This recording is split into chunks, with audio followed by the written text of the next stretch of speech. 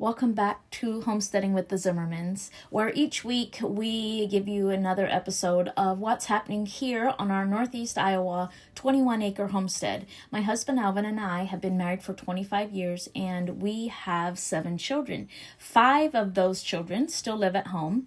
Our oldest 2 are married and no longer live at home, so this means we also have 2 son-in-laws and 1 grandson so far. So on our 21-acre homestead, we seek to preserve the self-sufficient lifestyle of our Old Order Mennonite heritage for the next generation. We involve the children in every aspect of the homestead, from raising and harvesting our own meat, gardening and preserving to fill the family's larder, or preserving the dairy from the family milk cows, plus all the many other skills that develop the character and integrity and relationships of a family that seeks to bring glory and honor to their Heavenly Father.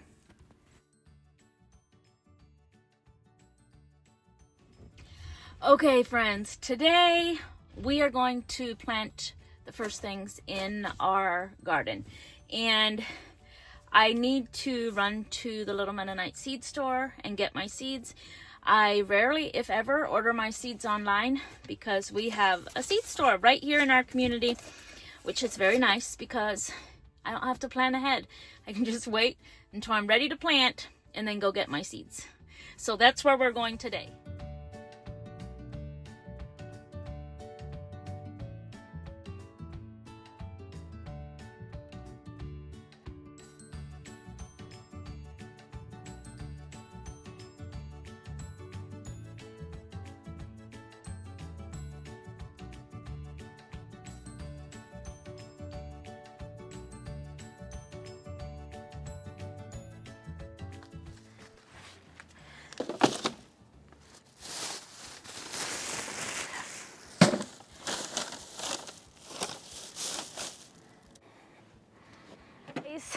We are in the garden. I do not have a lot of time.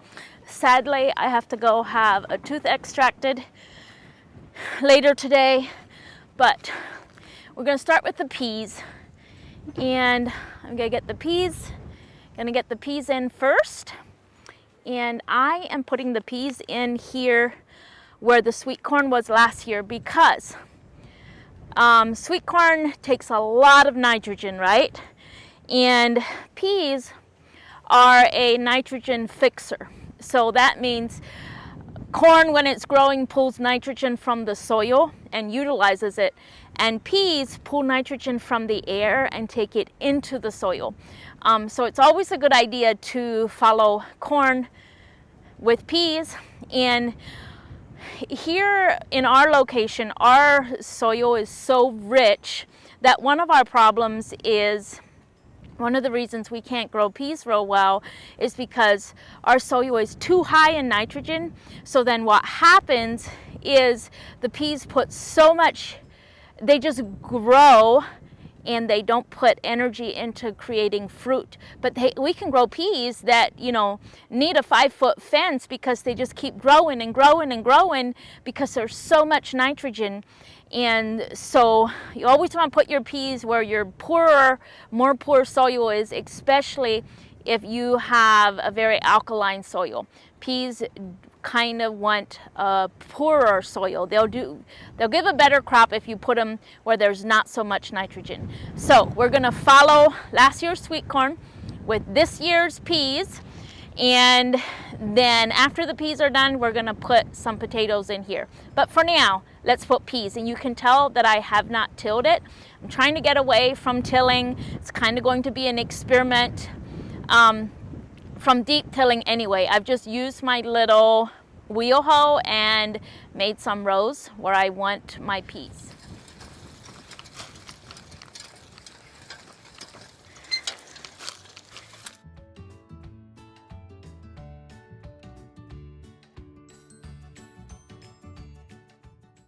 So she did not have the Penelope variety, which is my favorite pod peas to plant.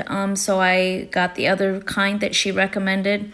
And I guess that will teach me a lesson about waiting for last minute to purchase my seeds.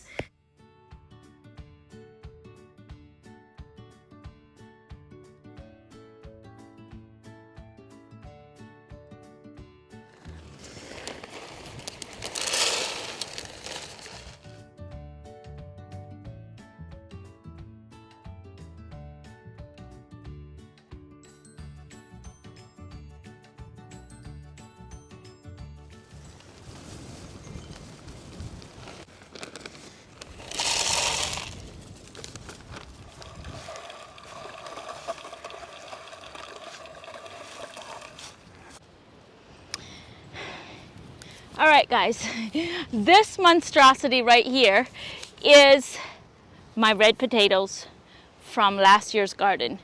And you can see how wrinkly the little red potatoes are. That's because all of their energy has gone into growing this little sprout. So my experience in the past is that this sprout here, this white sprout, is fragile because it's been in the cold room and it will just rot when I put it in the garden.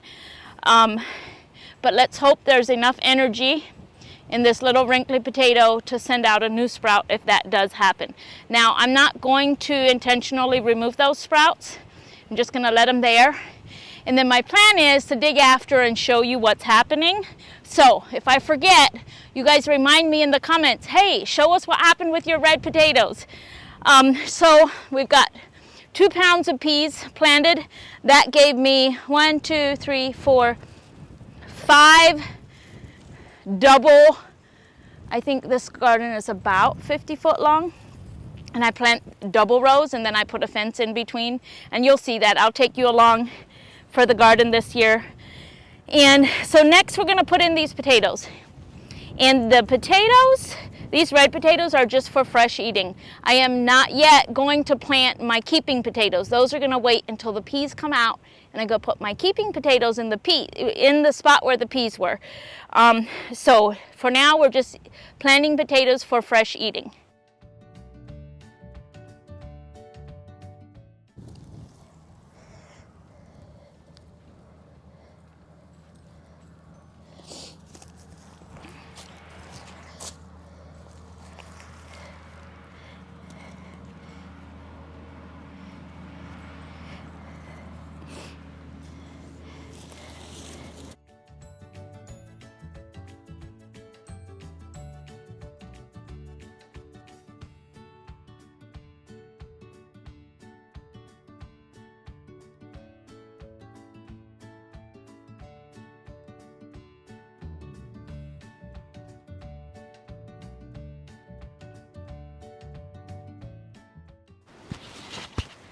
All right, we are battling the wind. Next, I'm going to plant these brassicas. These are from the Little Mennonite greenhouse. Mine that I started in the cold frame are nowhere near this big. But she said that she's hardened these off, which means that she set them outside so that they can get accustomed to the wind and the cooler temperatures, but she did raise them in her greenhouse. And also, these are a short season crop. So I'm tucking them in up here next to where my hollyhocks will come up, because by the time the hollyhocks are big enough to be causing shade, we'll have, harvested all of these. So that's something to keep in mind. Is your crop a long season crop or a short season crop? Because that always determines where I plant things, or it helps me determine where I'm going to plant things, because I know that when I take it out, if there's going to be an empty space, I like for it to be somewhere like close to something else. Like, is the corn going to grow up and take over that space? Then it's okay for me to put radishes close to the corn. So this is a butter crunch lettuce, and this will give a nice tender head of lettuce. This is probably our favorite lettuce. And there's a lot of moisture here in the soil, so I'm not even going to bother watering these in, because there's a lot of moisture down here, and watering can just hinder them at this point, because it will compact the soil and have less oxygen in the soil, and then it's hard for the roots to develop. So I'll bring you over here in a minute. Here's a good example. There's still a nice bit of moisture down there.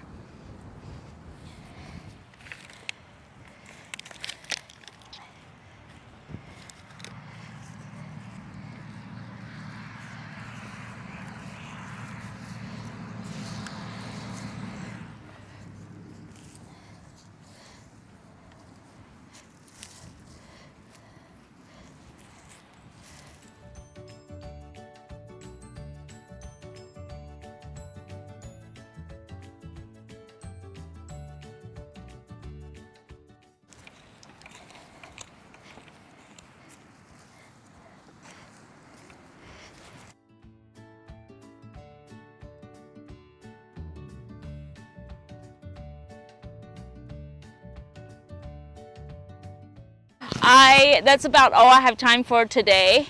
I have to go inside, get cleaned up. I have to take the kids to piano, and I have to go get this tooth extracted. But I wanted to share the varieties that I planted. I normally don't ask a lot of questions. I just plant the variety that the nice Mennonite lady tells me is a good variety for this area. And I trust her. She's not led me wrong. But the varieties that do well here may not do well in your area. There's a difference in soil, and I sure hope that when I come to edit this, the wind is not causing a lot of noise. So the cabbage that I planted was Copenhagen Market. Oh, the wind got you, sorry. Copenhagen Market was the cabbage. Butter Crunch was the lettuce. Green Magic and Emerald Crown were the two different kinds of broccoli that I planted. And then Snow Crown is the old faithful cauliflower that I like to plant. So that's what we have for fresh eating. I don't usually plant enough of brassicas like broccoli and cauliflower anyway to put in the freezer. We just don't really care for them out of the freezer. But cabbage, I want to make a bunch of sauerkraut, so I'm really hoping my cabbage does well.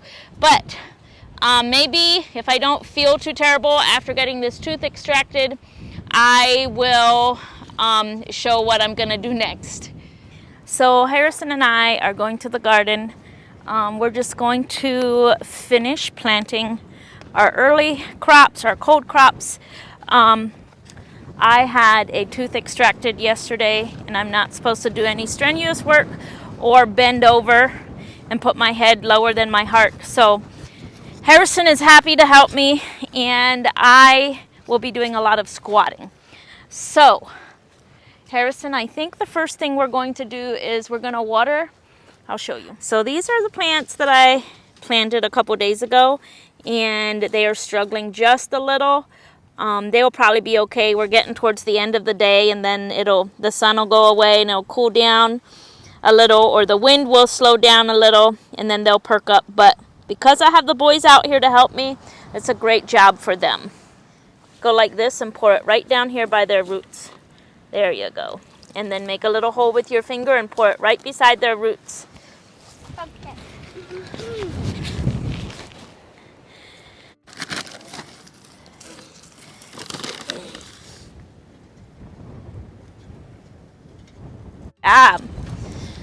So I've got a bag of white onions and a bag of yellow onions, and we're going to plant a lot of these because these are the onions that we will keep for winter.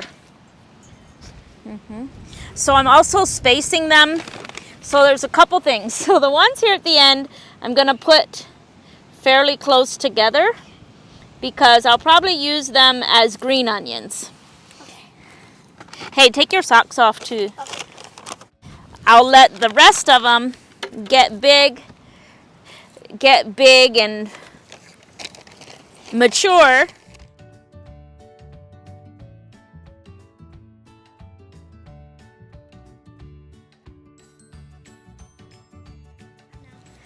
Okay, so the thing about onions is that they require a lot of loose soil. So you don't want to put them where they're real compact, where their soil's real compact. And the other thing is they don't create a shade canopy, so weeds are going to be a problem. A lot of people will put them on like plastic or a ground cover and cut holes in for onions.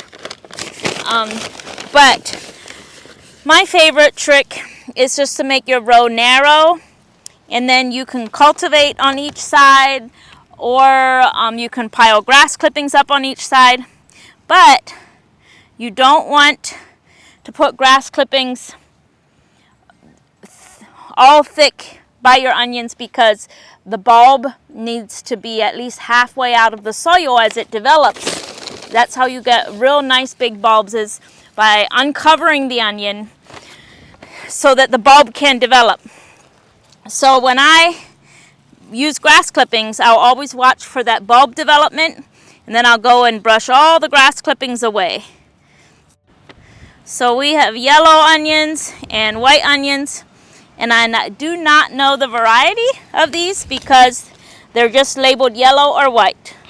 So we planted 2 pounds of keeping onions. So 2 pounds of those gave a nice long row, and that seems like a lot, but the last couple years I haven't had enough onions. So this year we're doing a lot of onions. Okay, Maxwell, can you show me? And now the other kind of onions we're going to plant are these purple sweet onions and yellow sweet onions. These two are just like for fresh eating on our burgers. They don't keep. Anything that we don't use in the summer, I will be using to make my pasta sauce and all my preserving and canning.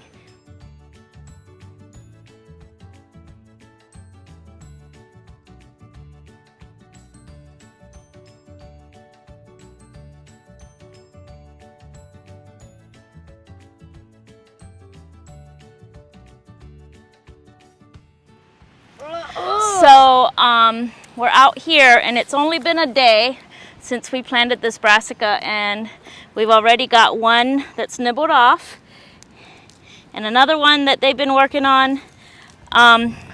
So it's either one of two things. It's either the sparrows, because sparrows will do that, or rabbits.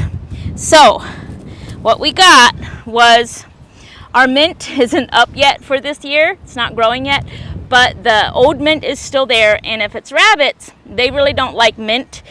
So we're gonna stick some old mint down by each of these brassicas. And it's only a problem, do it like, yeah, Maxwell, just like that.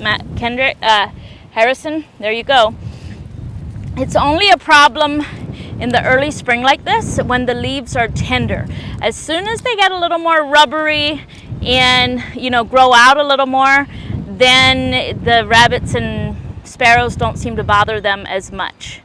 So that's what we're going to do to deter the rabbits. And really, guys, every year it seems I have to use something different. They kind of get immune to my deterrents that I use, and then I have to come up with something different. But last year the mint did help. So if it's the sparrows, we're going to use these things that we usually hang in our fruit trees. I was really hoping not to have to use these until my peas are up, because here again, the birds tend to get immune to them. So they only work for, you know, so long, and then they get immune to them. But hopefully it'll work for my brassicas until until their leaves are a little tougher,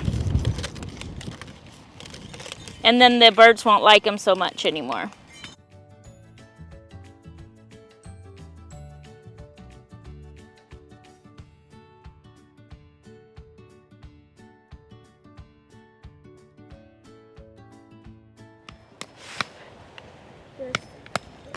Okay, then do one more, and then take your zip ties back.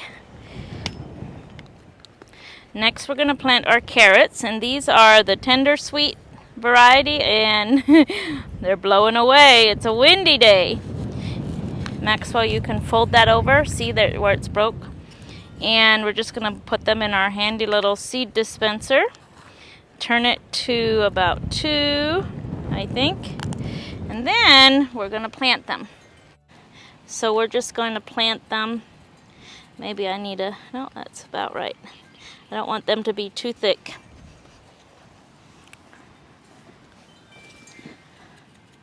So I'm not going to water these, because carrot seeds are so fragile and tender that if I water them, the earth will be too wet and it'll create a crust and they can't come up, or there won't be enough oxygen in the wet soil and it'll keep the seeds from sprouting.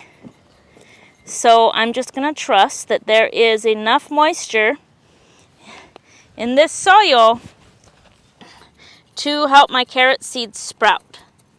Oh yeah, onion seed. Hey, look, there's a wormy.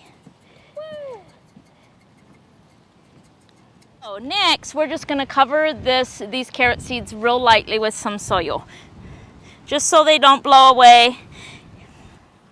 we're just gonna sprinkle some grass clippings and some soil over top of them. Okay, so I want to give you an example. The carrot seeds are too tiny for me to show you, but yesterday we planted these pea seeds, and they were all wrinkly and dried up, and I don't know if you can see now, but all the wrinkles are gone and they're swollen. Like they're kind of soft. The wrinkles are gone. They have taken on the moisture of the soil, and they'll continue to do that. They'll continue to take on the little bit of moisture that's in the soil until they burst, and then new life comes forth. But there's enough moisture in the soil to get these sprouted. You have one? Yeah, so this is one that was laying on top of the soil, and you can see how this one's still dry and shriveled up. Thank you, Harrison. Anyway, that is all the moisture it takes for a little seed. And then like with carrots, careful, Max, I planted peas there, right? With carrots, because those seeds are so tiny, it takes even less moisture. So watering your carrot seeds into the soil is usually not a good idea. It's never worked for me for those reasons. When you water the soil becomes compact, and then there's no oxygen there. And seeds also need a little bit of oxygen so they can sprout. Well guys, that brings us to the very end of the first garden planting video of 2025.